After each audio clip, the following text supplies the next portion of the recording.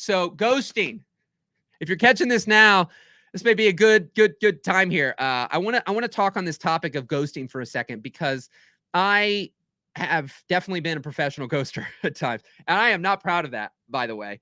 I'm making light of it. I know that it definitely causes pain and suffering for people when they can't get a response. But what I've found is, in my own life, is that ghosting is a byproduct of people being afraid. And whether they can articulate that or they're conscious about it is a whole different conversation. But ultimately, I think subconsciously people are afraid to respond to people when the response is unfavorable, because they don't know how the person will respond and the person isn't safe. And depending on what kind of trauma somebody had at a younger age will definitely exacerbate how they'll feel about a person who is a loose cannon and they're not quite sure, or they're unpredictable how they're going to respond.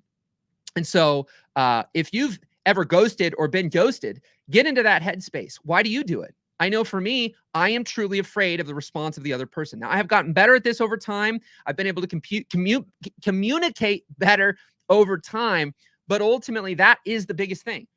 Anytime I ever told little white lies with my wife, what am I afraid of? How she's going to respond.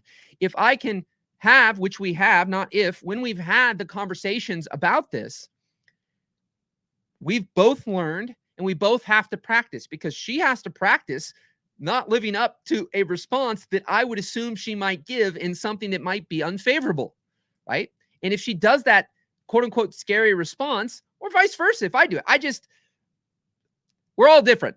I practice daily being able to have people share things with me they've never shared with anybody else, and not feel shame and guilt and pressure and force and and all these negative emotions when they share with me, because I don't hear something, oh wow, my God, wow, you did that, I can't believe that, whoo, jeez, holy shit, like I don't do that, and you're like, oh my God, I'm never gonna share anything else with you again, right? So practice creating a safe place for people, so that if you want people to ghost you less, share with you more, communicate with you more, practice being a safe place for people to share. Practice saying things like, hey, at times when I don't have somebody respond, let's say I had a great meeting with somebody and now they won't respond to me. But the meeting was great. If the meeting was horrible, that's a different conversation. But if the meeting was incredible, you felt it was incredible, the vibe they gave you was incredible, and now you can get a hold of these people. No matter what you seem to do, they won't respond to you. What I would tend to do, because I've still had things that have gone a couple different ways. One, they don't respond regardless. No matter what you say, they just don't respond. Well, then maybe it's just time to move on, right? But I typically can elicit a response more if I say, hey, when we met, everything seemed really good. It seemed like you were really excited. I've been trying to get a hold of you. Now, this doesn't mean this is 20 minutes after you sent a message. You're like, blasting them with messages. But like, if you had a conversation today, right? Give somebody 24 to 48 hours, or make it clear when you're going to reconnect, right? Try to set that if you can. Okay, it's been 48 hours. Now you send a message. You wait 24, 48 hours. They haven't gotten back to you, right? Now you send something again, right? And you maybe try a few different methods. Then you might say something like, hey, the last time we talked, you seemed really excited. I haven't been able to get a hold of you, but I don't want to automatically assume that you're not interested, or you don't want it, or et cetera, et cetera. If you could just let me know, you're not going to hurt my feelings, or anything else. I just want to make sure that you're getting the message. Because I'm going to assume right now that you're not even getting it, or you're not receiving it, or it's ending up in junk. And so that's why I'll try to go from a couple different angles: Messenger, IG, LinkedIn, email, text, whatever the formats that I can get a hold of them, and just elicit that then they can feel safe to go, yeah, you know what? I was excited on the call, but then I thought about it, or I talked to my wife, or I did this, or my business owner, and you know what? We're just not going to do it right now. Okay, that's fine. If at any point in time, you're interested, let me know. Do you think that you might be interested ever? And if they say, no, I'm not interested ever, then just leave them alone. They might say, you know what? No, this is what I do sometimes. I go, you know what? I'm just not interested right now. But I may be interested later. Right? So yeah, reach out to me in 3 months. Now, what I don't want is somebody who beats me over the head with a 2x4 to do something now.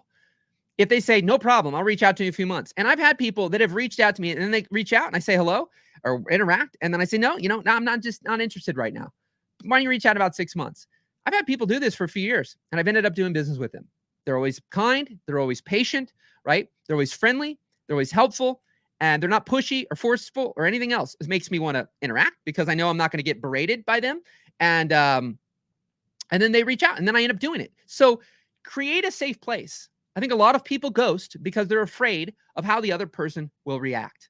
And again, people don't want to disappoint. I mean, it's basic human nature for anybody who's probably not a sociopath to not want to disappoint, to not want to discourage, to not want to frustrate, to not want to let down, to not want to upset another person.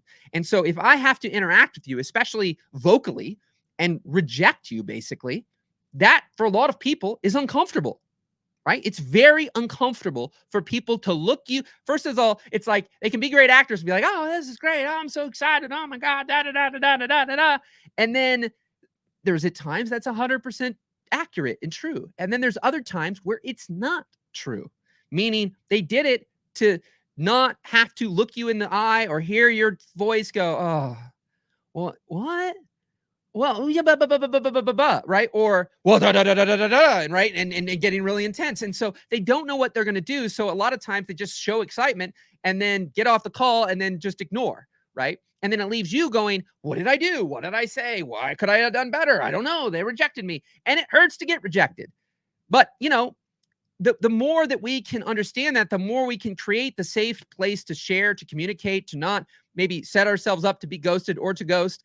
And so, yeah, anyways, so I thought that was a good thing to bring up here. And that's what I like about these two sometimes is to just let them free flow. You know, there's topics that come up in natural flow of things that could be beneficial. So again, if you have any comments, thoughts, or questions, please reach out. Don't hesitate to connect. I'm here to help.